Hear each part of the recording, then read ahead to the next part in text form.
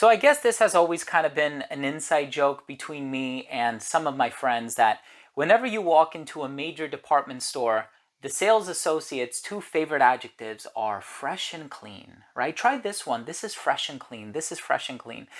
And I guess fresh and clean sells. I don't know. In today's episode, I'm going to be going over the top 10 fresh and clean fragrances in my collection. You can guarantee that all of these fragrances are mass appealing, super easy to wear. A lot of them are quite affordable and they will get you compliments. I'm looking forward to sharing my list with you very soon, so make sure to stay tuned.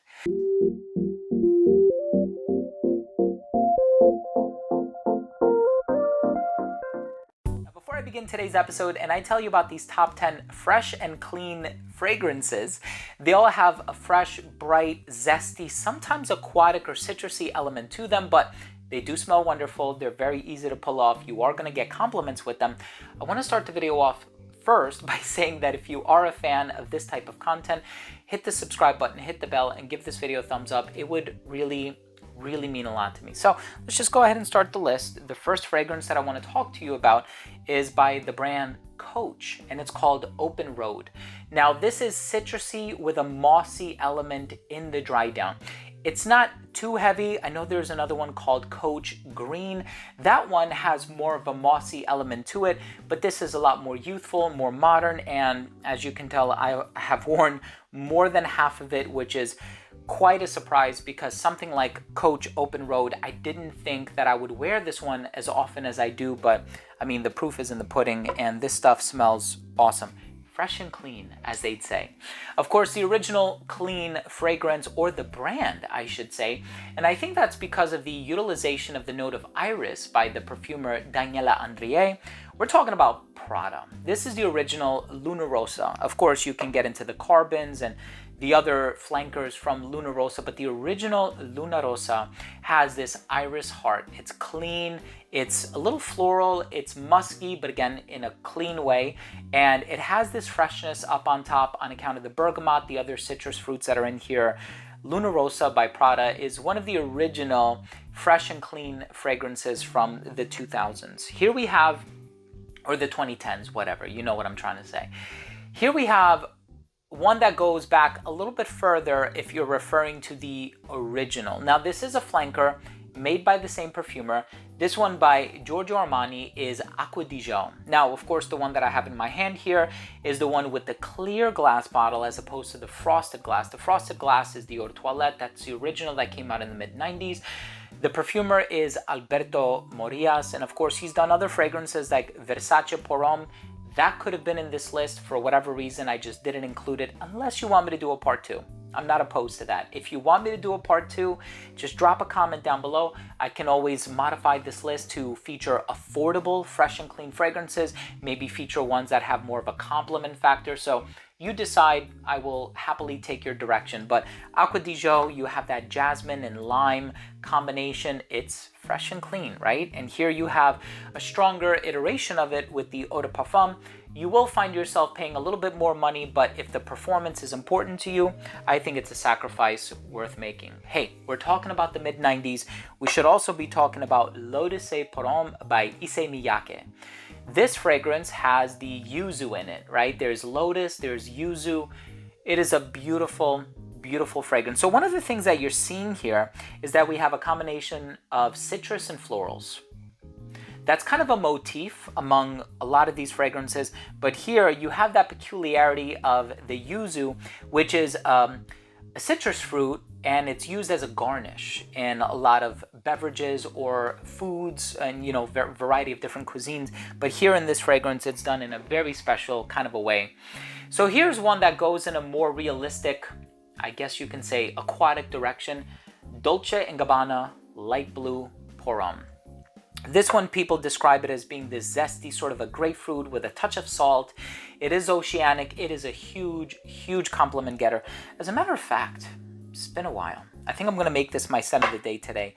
Light blue is amazing, and it's not my first bottle. I had a much larger bottle, as you can imagine, and then I had to repurchase just because I I had to have it in my collection, right? I can't go without having it in my collection. All right, so maybe I should have included Versace Pour Homme because I realize now I have 2 Coach fragrances on this list. This one is Coach Blue. So imagine Christian Dior's Sauvage, but much fresher. A lot more citrus, right? So again, we're going along those 2 adjectives, fresh and clean, fresh and clean. And Coach Blue, of course, is very, very fresh. If you want one that smells closer to Dior Sauvage, go with the original Coach in the black bottle. But if you want something with a lot more citrus, a bit more of an aquatic twist, if you will, go with Coach Blue. And then, of course, we have kind of a newer release, Perry Ellis Sky. I bought this one from Macy's as well, and this one is also clean, aquatic, not as salty as something like a light blue, and it's not as unique as far as the citrus is concerned as something like a L'Eau de Pour Homme, but this one does have the aquatic elements, and it smells very clean. It's very, very pleasant. Of course, you can tell that there's an overdose of Kalone and Ambrox and all of these other ingredients that create that sort of a freshness. Dior Sauvage, fresh and clean. I'm not gonna say anything else. You know Dior. If you don't know Dior Sauvage, you know, maybe you're discovering YouTube for the first time today, or you've never walked into a Macy's. Gucci Guilty Pour Homme. I know the elixir just came out. I'm very excited to review that on my channel very soon, so please be patient. But of course, we're talking about the original Gucci Guilty. This one is a composition by Jacques Huclier, who's also done Angel for Men by Thierry Mugler, which is kind of interesting because this is a polar opposite. Angel for Men is this very dark caramel, ethyl malto, patchouli, earthy type of a fragrance. Here you have something that's very bright, very fresh, very citrusy. Again, a touch of florals in the heart as well. Fresh and clean, super huge compliment getter. And I also get a lot of compliments with Gucci Guilty Black, which is in a green bottle. And all right, the number 1 spot, I'm just gonna make this the number 1 fragrance because when I thought of fresh and clean, this was the first fragrance that popped into my mind. This one is composed by Maurice Roussel. Do you already know what it is? Pause the video, drop your comment down below if you know what I'm gonna mention. And it can also be found for under 20 bucks if you look carefully online. Do you know what it is now? Drop your comment down below. I know people say it smells like dryer sheets. It's a little fruity, but not in a sweet way, in a very unique sort of a fresh twist. And this fragrance is just amazing. I love this fragrance, and I have been wearing this one for many, many years, and I have owned so many bottles of this. I have the pre-reform and the post-reform. This is the post-reform because it has a plastic cap. I have the one with the metal cap as well. Of course, we are talking about none other than Nautica Voyage.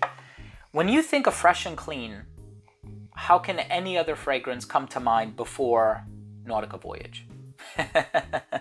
And it's true. I really thought about it, and I was like, well, I can always go with like a more soapy direction, like Bulle de Rose by Parfums de Rosine. I can always use Naviglio by Milano Fragranze. There's a lot of soapy fragrances. Infusion D'Homme by Prada, which is now Infusion d'Iris Cidre. So there's a lot of other, believe me, there's a lot of other more soapy fragrances, but I didn't want to make this soapy. I wanted to make this fresh and clean as per your favorite sales associate. And you know what? These are great fragrances. And I do think that those are 2 apropos adjectives because all things considered, they do smell fresh and clean, right? So I'm not, making jokes or anything like that. And I would certainly use those same adjectives if I'm trying to describe things in a layman's way. Guys, thank you so much for joining me today. These were top 10 fresh and clean fragrances that I have in my collection. And I hope you have experience with these fragrances. This is a designer list, as you can tell. If you took something of value from today's episode, please go ahead and show your support by subscribing to the channel, hit the bell, and give this video a thumbs up. Thanks again for watching. I love you guys, and we'll see you tomorrow with a new episode. Bye.